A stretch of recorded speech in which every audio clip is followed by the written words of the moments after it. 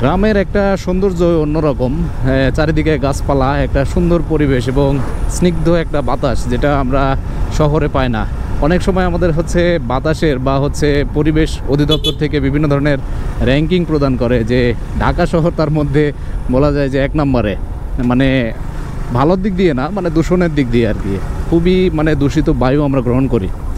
কিন্তু যখন আমরা ঢাকা শহর থেকে গ্রামের দিকে আসি ঈদ করার জন্য বা ঘুরতে আসি, তখন আসলে মনটা ভরে যায়।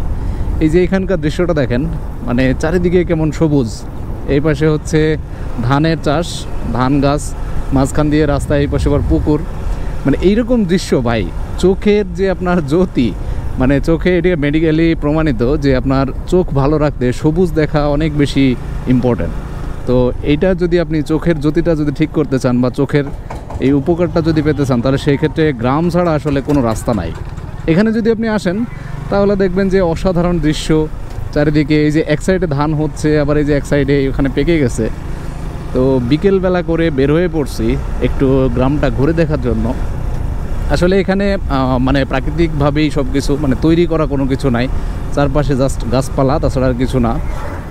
সো আপনারা দেখতেই পাচ্ছেন কত সুন্দর একটা দৃশ্য। এইখানে আরেকটা সুন্দর একটা ব্যাপার আছে,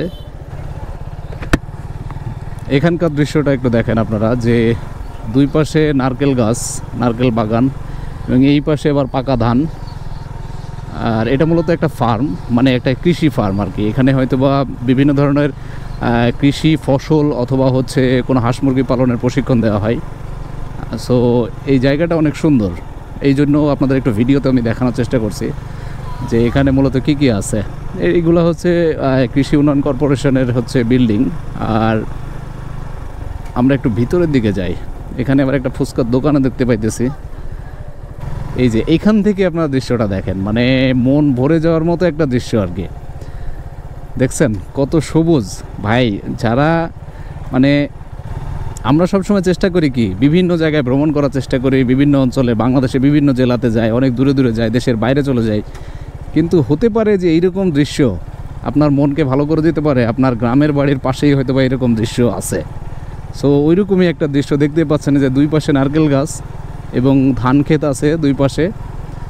আমার অনেক কলিগও আছে বা আমার ফ্রেন্ড সার্কেল আছে যারা ঢাকা শহরে বড় হয়েছে, মানে ছোট থেকে, তারা ধানের গাছ কখনো দেখে নাই, অথচ তারা তো ভাত খাইতেছে সবসময়। এই হচ্ছে সেই ধানের গাছ।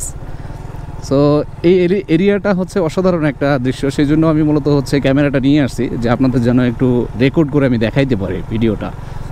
তো আপনারা একটু দেখতে থাকেন যে এখানে কেমন আসলে সৌন্দর্য, এবং আপনারা হচ্ছে কমেন্টে জানাবেন যে এই দৃশ্যটা, মানে এই যে চারপাশে যে দৃশ্যটা দেখছেন, নারকেল গাছে ঘেরা রাস্তা এবং হচ্ছে এই যে ধান ক্ষেত, সব কিছু মানে অসাধারণ একটা জায়গা।